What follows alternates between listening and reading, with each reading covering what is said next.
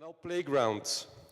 Probably you're all have been on the website, so you are a little bit more or less aware what we would like to do, but nevertheless we're going to explain it a little bit more in detail as well. First of all, Roeland, Dudal, Architecture Workroom, Wim Embrechts, Platform Kanal. Afterwards there is Stefan de Korte, VUB Erasmus Hogeschool, who's going to explain things about the more socio-demographic challenges of the area. And then thirdly, there will be Elisa Donders, who is in charge of at Agence de Développement Territorial, Agentschap voor Territoriale Ontwikkeling of the Brussels region, working on the, let's say, promotion of the canal area and certain aspects of the development of the canal area. Okay. It's kind of clear. So we're looking as well for artistic, architectural proposals, installations, and also provocations for this zone. It's a project who is not run by public authorities or something like that. It's organized by two independent organizations. First of all, Platform Kanal. It's a civil movement who tries to make city together in the canal area.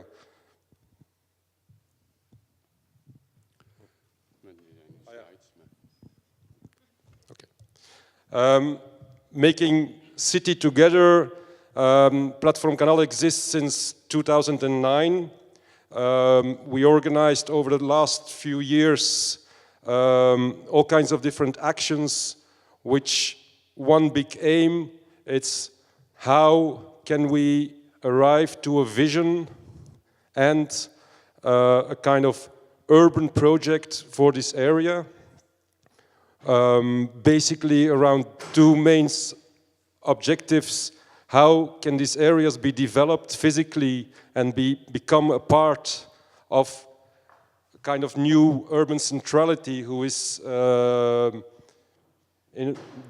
developing more and more, and how also can the population, the actual population living in these areas, how can they stay in the area without being gentrified? So which kind of empowerment actions can we develop so that local population can be able also to become a part of this new kind of urban centrality. A first festival we organized in 2010 with a kind of image which is kind of clear. Emilio Lopez Menchero, a Brussels-based artist who is also professor at ULB La Cambre, who just made a very simple artistic proposal. An identity copy of the Checkpoint Charlie of Berlin with a very simple question. Is this a frontier or what? The Festival Kanal, as you can see, tries also to mix up people. So you can see in the same time kind of a cultural audience passing through the area in a confrontation with the local inhabitants, which were there like a big question, like what's happening here in our area. We're trying to make people aware of certain things, try to be able to, that people look to certain things in a different way by simple poetic performances like, the asses of some dancers, with human sculptures. So a photographic project we organized in 2010 also in collaboration with ADT ATO, with 30 images of youngsters with very monumental installations everywhere in the public area in the canal zone. This is just one example of it. And now we come to a project of Architecture Workroom. Architecture Workroom is a laboratory for innovation in architecture, urban design, and other space-related disciplines. Sometimes we describe ourselves as a think and do tank, because we do, on the one hand, we have a kind of a research, advisory, and curatorial practice. And on the other hand, we also do research when we can set up within that research framework innovative contexts for design and design research enabled to innovate the disciplines of design, architecture, and urbanism.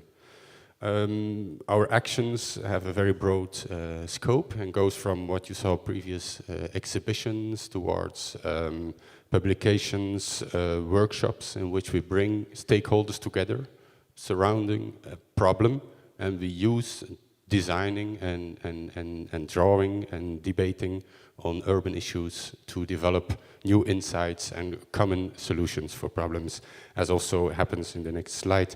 And sometimes that ends up in cultural products, in installations, manifestations, such as, for instance, this project, Park Design 2012, where you see an installation by the Berlin-based Raumlabor in the Kurohal in Anderlecht. As being a think tank, we try to put new topics, important issues related to architecture and society on the agenda. And that's why we were also very soon, we also try to put new territories in the agenda. And when we were based in Brussels, we started focusing on the Canal Zone. Almost at the same time, we met Platform Canal, Wim Embrechts, for the first time in this situation. And we set up a program of collaboration to improve the dynamics in this area, post-industrial, dense area of Brussels, where we noticed that almost every societal challenge European cities are facing with are coming together in this area. Just as a supplementary information, we also, in that, while trying to set up this dynamics, we were, amongst others, invited by the Brussels government to be kind of a process manager of the procedure to establish a master plan in the Canal Zone. So we tried to sharpen the question, set up the competition where 3 teams were invited to develop a vision to bring all the developments, all the projects going on in the Canal Zone together, not to replace them by another project, but to generate a context of a coherent vision to bring all these dynamics together towards a better future. And now just the last thing I will say about this slide, if you can go back just one time, is this is the plan where it is now, where Alexander Shemetov, landscape architect, proposed a couple of months ago to create a public domain, a domain of public space of the Canal Zone in order to bring all these projects going on in this very highly potential area into one figure. Okay, so our aim is, well, the work is about public space. The project Shemetov proposed to the Brussels government was also for a very big part about public space. So you can see that our project is, well, our aim is that we can play a role also in that entire regional development scheme. We are mainly trying to find new imagination for this space. For a population, Stefan will talk more about it, which is very young. It's a very dense young population. Our target group, well, you are here.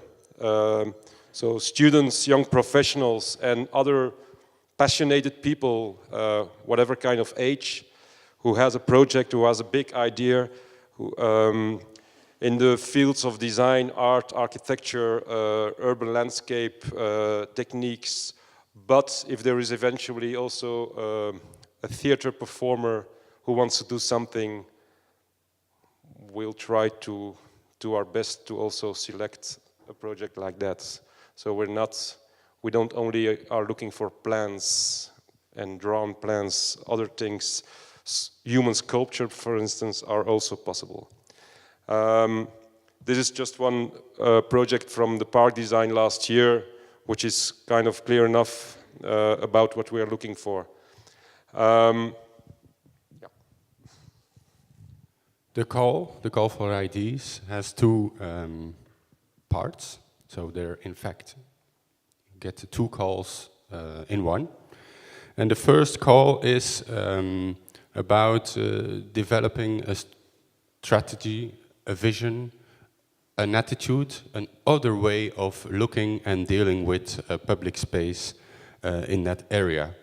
So it means that we are looking for projects that try to create new kinds of public space, a new language of public space, there where nowadays there is at least a perception, and there's also the reality of a very hard, difficult, dense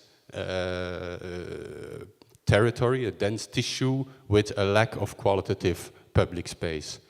But of course, it's important that we focus on what kind of new space is needed for this specific urban reality, which is not similar to, for instance, a mid-scale city as Dendermonde, or small city as Dendermonde, or which is different as the European Quarter, different of the historical city center. So there is a specific context, there are specific spots, you are confronted with the post-industrial reality, there is a relationship with the canal, a relationship with its particular history, history of dynamics, of a lot of migration, newcomers, kind of a arrival city, where a lot of people come to find a new future. A very young population was already said by Wim.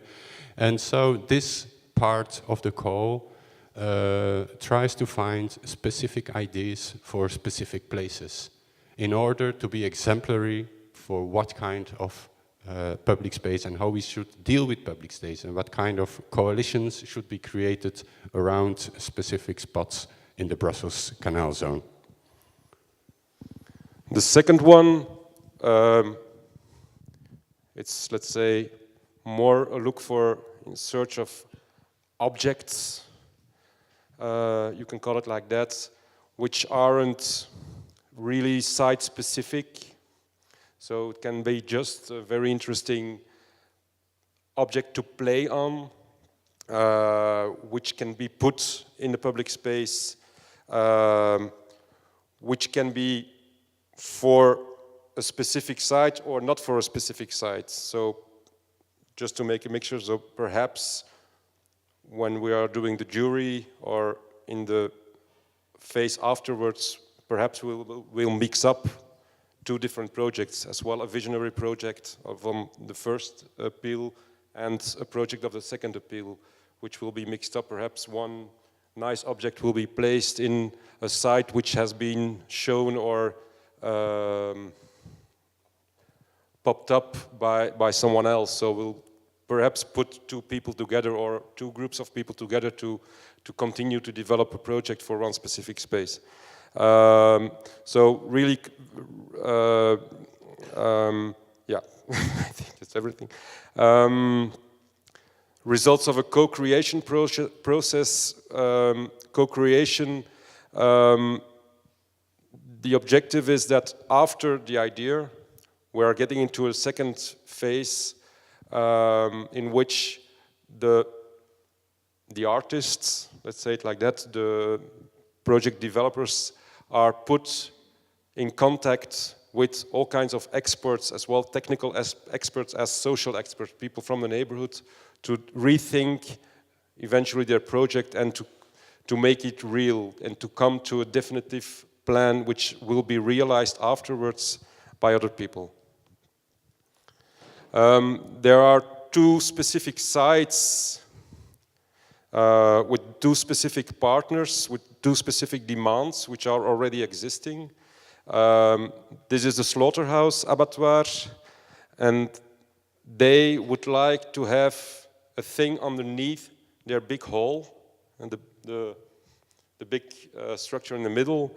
But they have 3 days in a week, they have a market with 100,000 visitors every week. So it's the biggest and the most popular market in Brussels. But the other 4 days of the week, they would like to have something to make the space playable for all kinds of people from the neighborhood or from outside of the neighborhood. So they are looking for some which can be constructed, but which can also easily be set somewhere else, or which we can pull up and which can stay somewhere underneath the ceiling while the market is going on, and the day afterwards, which will be put on the space again. So that's their specific demand. Another specific demand, it's the municipality of Molenbeek. They are having next year, they are selected by the French community as Capitale Culturelle 2014. They just had their press conference yesterday, and they bought, the municipality bought this nice boat. And the boat will be there for a year. Or on this specific spot, or the boat can also, like a boat has to do from time to time, can also be an object going back and forth on the canal. And their question is like, how can we transform that boat during 2014 as a kind of a new playground? That's one specific thing, and it's Maison de Culture, Huis der Culturen of Molenbeek, which is the project manager of that, and which will also be in charge of the entire animation and things like that around it. There will be the 5th of November. There will be a specific site visit of the boat, so people who are eventually interested in making a project for the boat, they are invited to go and visit the boats and to take pictures and to be aware. The slaughterhouse is open every day, so you can just go in and out whenever you want. We are ambitious, so our jury is also kind of ambitious. The president of the jury will be Marcus Bader of Raumlabach, a well-known architect collective from Berlin. Olivier Bastin, the maître architect of the region, will be in the jury. One of Belgium's most known designers, Louis Vermeer, will be in it. Anna Rispoli, Emilio Lopez-Menchero, two Brussels-based artists. Dirk Snauwaert, director of Wheels. Guy Gijpels, artistic director of Kai Theater. Caroline Klaus, who is as well sociologist and urban planner, but she's working in a youth organization, Yes, Jeugd en Stad, working with young people on their public space. So she's kind of expert. And then, of course, Roeland and Joachim, his colleague, and I will also be in the jury, together with some other people of public authorities which will be invited to be part of it. Just a quick view on the timing. You all have the time until the 15th of January to be creative, to think, to work, to sleep sometimes, from time to time. But everything has to be there on the 15th of January. The weeks afterwards, we will organize the jury, and then from on February, we'll start to put up all kinds of ateliers, all kinds of workshops, where we will put together the experts and the designers to work together towards a real definitive project. Afterwards, from on April more or less, those projects will be realized not in a classical way by private enterprises, but also in a kind of a social way. So it will be mainly young people from the neighborhoods who will realize a project, as well students from a few technical schools, as people who are working in social economic enterprises based in the neighborhood, like for instance Fabrique Recyclage underneath the La Chapelle railroad station. They will be also a production partner to realize definitely the projects. The project will have to be finished at last in September. Those who are already ready before can be probably already put outside during the summer, but in September, the mid of September, we'll have our third Festival Kanal, and we hope that we will be able to realize 10 different projects, and they will more or less be the framework, the physical framework around which we will develop the entire festival program. So people will be able to go from somewhere over Taxi until the slaughterhouse site, making a big ride with a bike and to go and play everywhere on all the different sites, together with all kinds of artistic performances and things like that.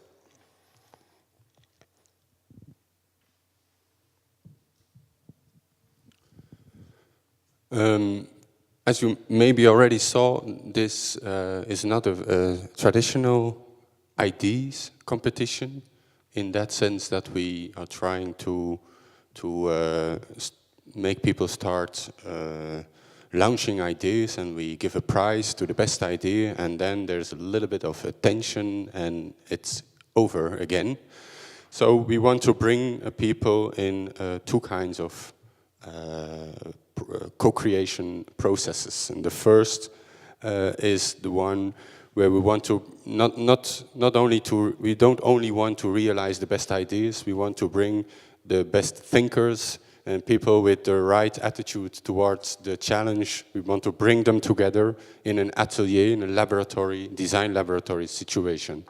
So not only will they be coached by members of the jury and other experts while needed, we'll also bring them in contact with what we call the stakeholders, like public and private actors in the field that have a certain relationship as a citizen, as an owner of a place, and so on. So we will bring people together in atelier sessions, workshop, or we put somebody in for a couple of weeks in an office to develop its program in a real context, and not only in his own little chamber. Yeah, like I told already, in fact, the realization. These are some youngsters of the Art to Work organization who were in charge of the construction of the checkpoint Charlie 3 years ago. So the entire checkpoint was completely realized by those guys, all guys more or less from the neighborhood in a training program. So we'll try to repeat that for all those 10 different projects. This was the first part of the introduction. I'm inviting now Stefan to continue. We'll come back later. Are there already questions? Yeah, perhaps already a first round of questions.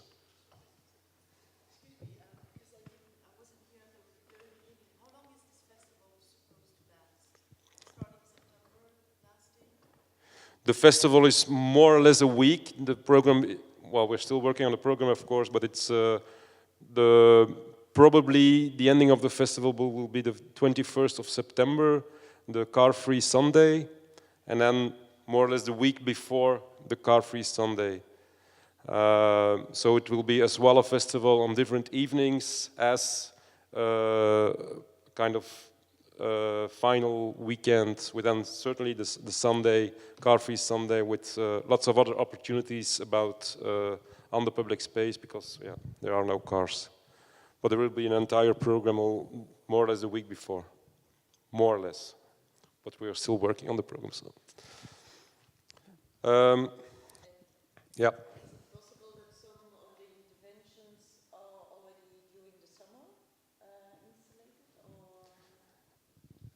Yeah, we wanted to change a little bit of the graphic of the timing. If the possibility will be there, we'll already open installations before summer holidays. But it needs, first of all, it's a question of timing. So our will is there to do that, but it's kind of hard to say now that we will do it, because, yeah, we first need to have your ideas, and then we'll have to pass through the two different co-creation processes. So hopefully there will be things realized before summer, so they can also be used already by youngsters during the summer holiday.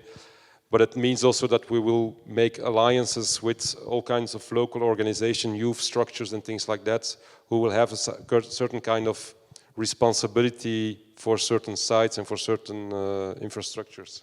Yeah, just to add, in order to avoid that we narrow down now your spirits and your ideas only towards this festive momentum, which is the festival. Of course, it's very important that you take into account the time frame of a project. So sometimes a project will start with the first contact with the people of the neighborhood in February.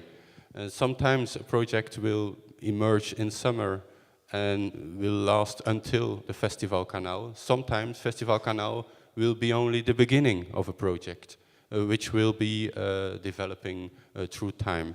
So, of course, we are not only interested in having as much people possible, we are also interested in having a lot of people gathering in this momentum of the Festival Kanal. But for the sustainability of your idea, of course, the time starts when it has to start and ends when it ends.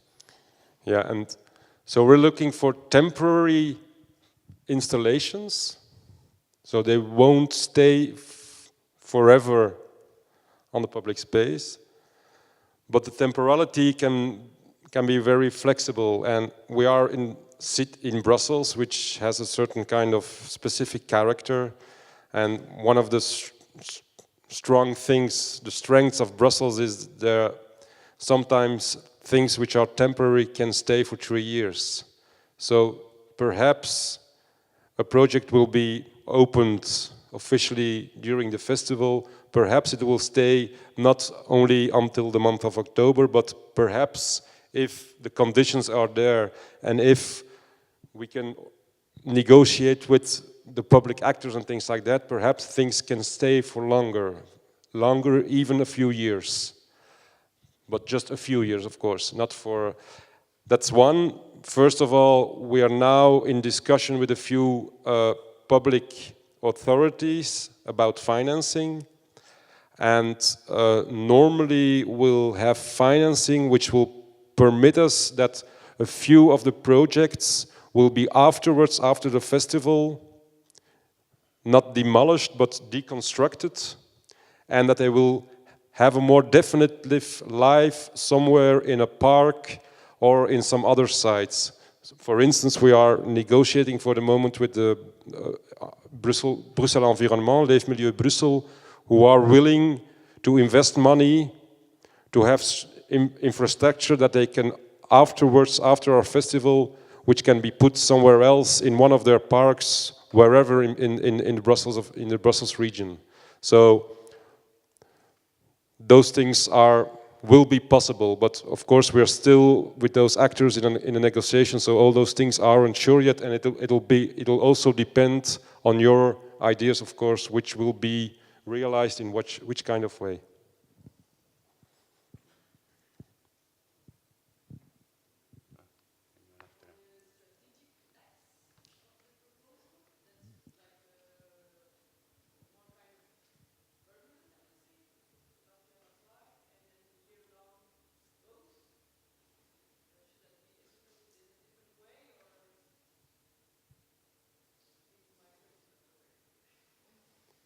Is the question clear?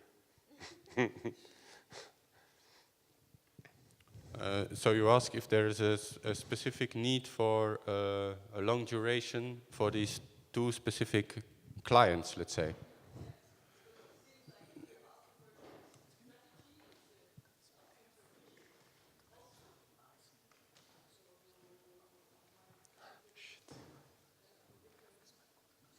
Yeah, I think the scope is very broad, and indeed, the more strategic and visionary you are, the more you look into the future, and the longer probably a project will last. And for sure, in the specific case of the abattoir, that's of course a place that will continue using the installation that has been designed for its place. So in that case, one could eventually consider it as a more permanent result. Yes. But let's say that we have so much attention for the temporality, because we also believe that this is a neighborhood who is in change, and we need to focus on the time aspect of things and the fact that things come and go in cities, in order to provoke you to come with ideas that respond to that reality. But as you say, in specific context, something can be so sustainable that it becomes a monument and stays forever. A monument, yes. Where are the monuments? Where are the new mannequin piece monuments? Toyo Ito pavilions. Yeah.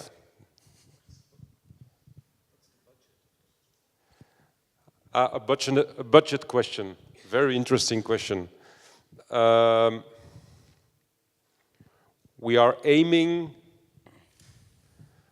an overall budget for the realization about 150,000 euros for everything. So, which means that there will be more or less an average of 15,000 euros a project, but there can be very interesting projects from 5 euros even. Why not just one nice rope between some, which can be also very poetic, so until a project which perhaps needs 30,000 euros. So a question for you is, of course, we are open for this kind of wide range of proposals.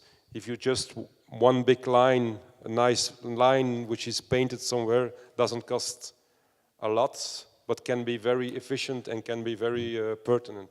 But just on that point, if you eventually read the brief already very carefully, you will see that there is a slight difference between call 1 and call 2. In that sense that call 1 can eventually also be realized, but it's not really mentioned as such. Call 2 is really with the guarantee that the projects that are selected, we will do our utmost in order to realize them as temporary, mobile, or fixed, but rather as installations in the public space. And there you have a budget between 5,000 and 20,000 euros realization cost.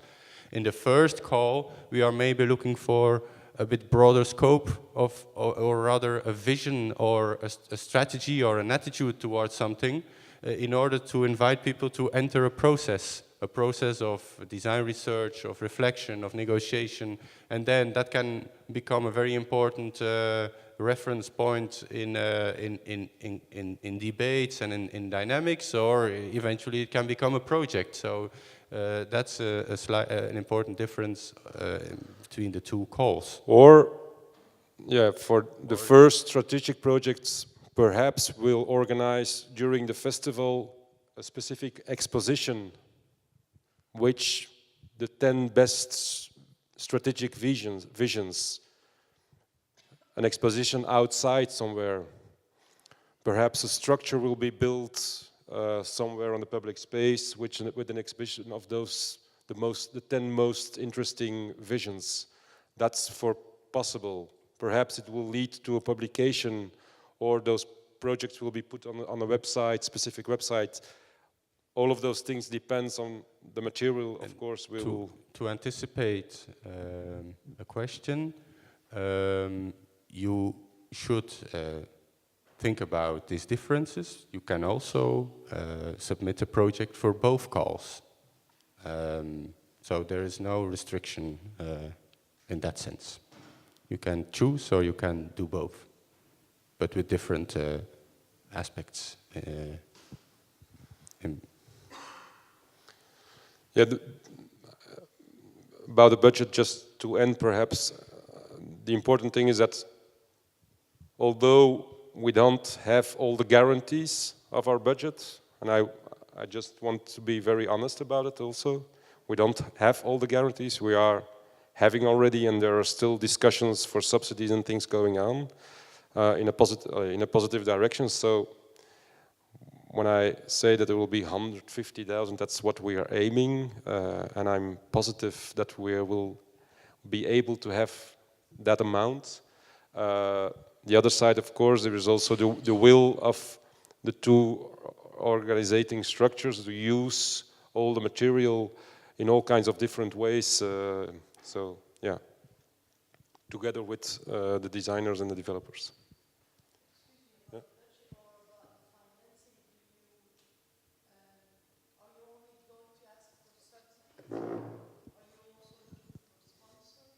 Yes, both. We are also working on sponsorship. Yes, of course, because only depending on public money, it's not always very comfortable. Yeah, and in a way, we're also trying to set up true developing ideas and bring people together around a specific idea that can eventually be a developer, an owner of a plot. Maybe it comes to a situation where somebody sees really a benefit in investing in a certain idea. So we don't want to develop in a cultural sphere very highbrow, wonderful intellectual ideas and then only have a little amount of subsidy to realize one or two very small artistic interventions somewhere in a corner. We bring the ideas in the reality. So if we come in contact with commercial or investment realities, we will do so. One thing I want to add also, and I think it's important to say about the ambition. This project, Kanal Playground, has just a few days ago has been selected by the Flemish broadcasting company VRT for a new cross-media project they are developing now. And the project's call is Atelier de Stad, Atelier the City.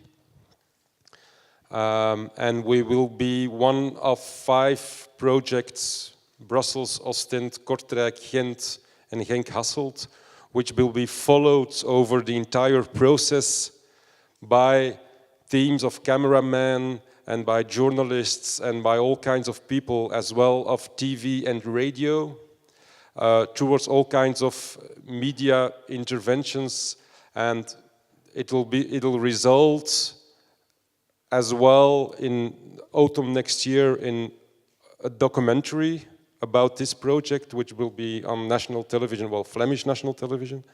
And so the project will also will be very widely communicated, not only on the broadcasting company, but also on newspapers and things like that. Specifically for this Brussels project, there will be intense contacts over the next weeks with also the direction of the RTBF, the French-speaking public broadcasting company. So they will participate. We don't know yet how exactly, but there will be also a communication which will be built up by RTBF around this project in a certain way. So the media covering, just to say that the media covering will be quite high. It's interesting for us because it's very stressy. I think it's also interesting for you because it can be interesting for you because the output, the media output will be important. And it's also interesting for us because of that fact, to answer also the question about public and sponsoring.